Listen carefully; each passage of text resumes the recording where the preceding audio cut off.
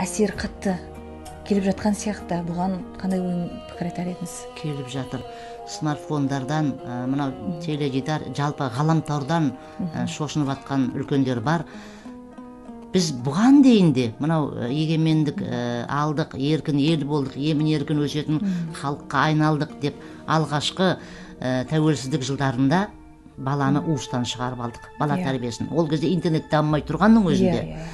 Ойпырмай, анау Қытай халқы да бір мысалдар бар ғой, енді Жапон халқы балаларын төрге отырғызып қояды екен, сен болашақ президентсің, сен болашақ мэрсің деген сияқты деп, сен болашақ данышпансың деп балаларын қатты қошемет көрсетеді екен деген мысалдардан біздің халқымызда бізде баламызды солай етуіміз керек, ұшпауымыз керек, сөйтпеуіміз керек деп төбемізге мінгізіп алдық. Аяқ қолдарын салбыратып, мойнымызға мінгіздіріп қойдық.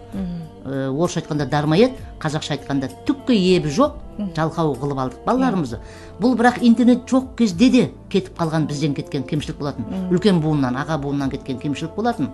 Енді оған интернет деген қосылды. Ал бұл интернеттің пайдасынан зияны көп екенін бәріміз білеміз. Тіпті елбасымыз бір кездерде жастармен бас қосқанда айтып еді ғой, теледидардан газет журналдар жазды, теледидардан көрсетті. Сол кісі керемет айтты. Жаңағы білімді нағыз өжет жастармен бас қосып отырып форумында жастарға айтты. Түбінде интернетті мықты меңгергендер түбінде кітап оқығандарға қызмет ететін болады деп. Мен де түбінде осы арманға жететінімізге сенемін. Құдай қаласа үмітпен қараймын.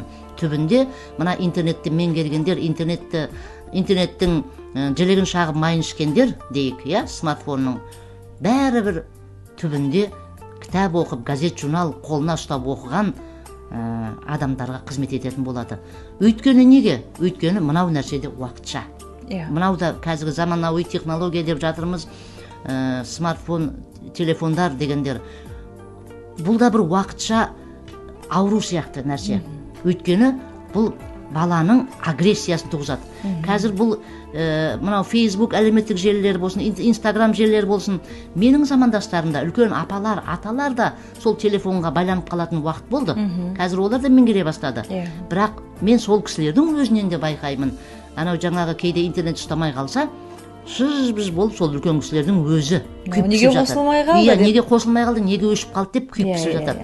Сонда көрдіңіз ба, ұстанды, сабырлы, салқын қанды деген аталар, апалар күйіп пісіп жатқанда, жас шыбықтай енді желкілдеп өсіп келе жатқан біздің жасөспірімдеріміз мынау телефонның, смартфонның, ғаламтордың зиянынан жан дүниесі жапа шегіп отыр. Агрессивті болып өсіп келе жатыр. Титтей нәрсеге сөз көтере алмайтын болып өсіп келе жатыр. Мұның зиян екенін, пайдасының бар екенін құлағына құйып отыратын тағы да үйде ата-ана немесе мектепте мұғалім. Ал енді қазіргі таңда осы біз бағдарламамыздың аты адалдық алаңы ғой, хабарымыз. Енді сыбайлас жемқорлыққа ауыссақ, бала тәрбиесінен өзіңіздің қазір үгіт насихат штабының мүшесісіз. Сол жақта қандай қызмет атқарып жатырсыз? Осы сыбайлас жемқорлықтың болмауы үшін, кішкене жастарға жақсы тәрбие бағдар беру үшін дегендей. Біздің Жамбыл облыстық антикор ақпараттық ағартушылық штаб осы тұрғыда үлкен жұмыс жасап жатыр. Мен сол штабтың белсенді бір мүшесімін және дәл қазір мақтан етуіме болады. Өйткені әлгі жалақысыз, айлықсыз жұмыс істеп жатырмыз қоғам белсендісі ретінде. Бірақ бір мысқал болса да бір адаммен сөйлесіп, адалдық пен әділеттіліктің ақтуын сол кісінің қолына ұстатып кетсек, онда үлкен жеңіс біз үшін деп бағамдап жүрген жайымыз бар. Мынау тақырып әрі бала тәрбиесі және адалдықпен сайып келіп отырғаннан кейін мысалды былай етіп өрсем айтсам болады. Жалпы мынау қыста Норвегияда әлем халықтарының, дүние жүзінің дейікші қоғам белсенділері осы сыбайлас жемқорлықпен күрес туралы бір форум өткізді.